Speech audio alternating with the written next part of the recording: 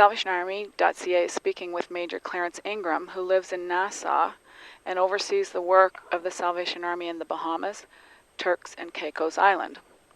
Thank you for speaking with us today. We recognize that these are very difficult days. So during the 48 hours of nonstop pounding by Hurricane Dorian, where were you, and can you describe some of what you saw and heard? For me, we are in Nassau, so we did not experience the really strong winds and rain of the hurricane that happened in our family islands, which we would call Grand Bahamas / Freeport, and in Abaco Island.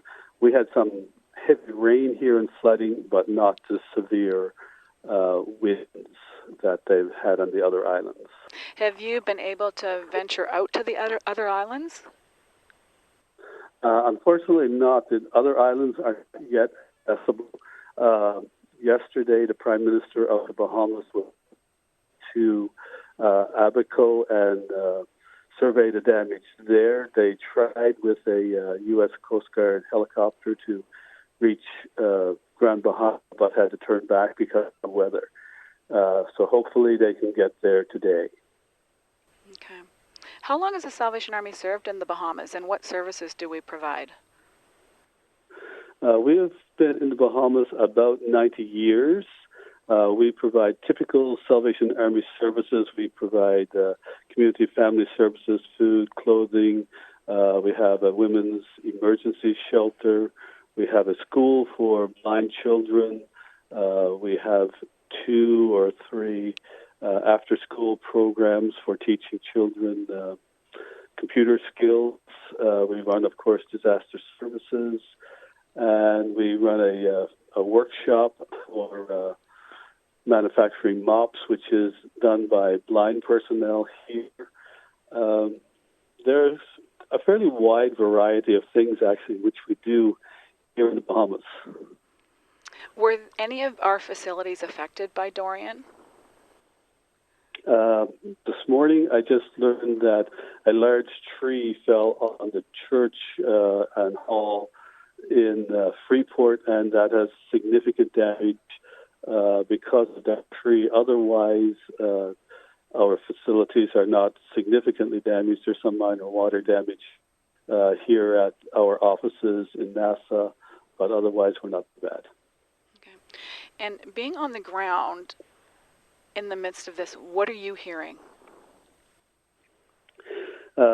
Really, it's words of total devastation and total flooding. I was talking with our officer in Freeport this morning. They can get out around their house a little bit, but can't get out to the boat because the flooding is too severe to drive through at this point.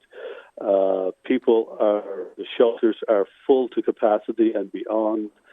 And from what we've heard in Abaco, at least 60% of all of the housing there is destroyed. Some communities have 100% of their housing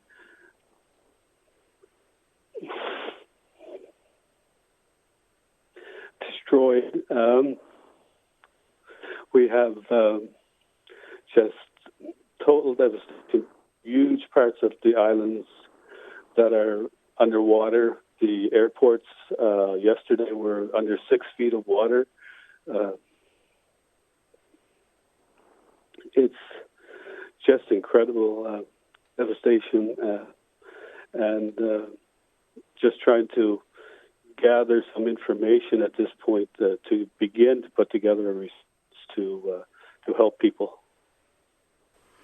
What would be the current concerns of the Bohemians right now? Right now, to get them basic human needs, we need to get them food, water, some tarps and things. We need to get them clothing. It's just, they've lost everything. They're right down to probably most of them just the clothes on their back. And what does the Salvation Army's response look like? We are mounting a very large response, still trying to get to these islands, of course. We have at least 100 pallets of supplies setting in Florida now ready to bring out there. And we're also trying now to get food to them. Our immediate thing will be food, water, clothing, and other basic personal needs. But we're just trying to get things into these islands, and it's not very easy at this point. It probably will be later this weekend before we can even access these islands.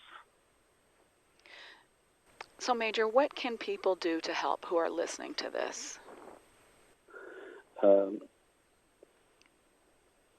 The most important thing right now is that we would get the resources to be able to purchase the goods and get them to these islands.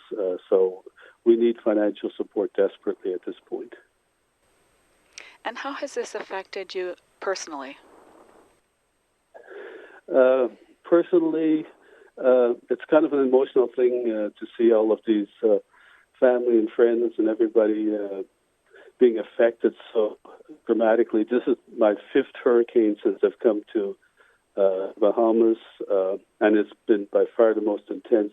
In the last 4 years, we've endured Matthew hit here in Nassau.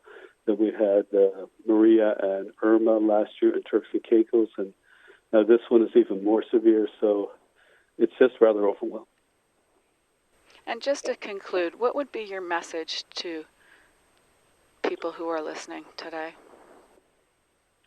Well, just to reach out and provide us with some support as they are able, and to remember us in their prayers. Certainly our people on the ground need all the support that they can get at this point. We are, of course, reaching out, working with the International Army, with the Army, certainly in Canada and in the U.S., to get supplies to these people as quickly as we can.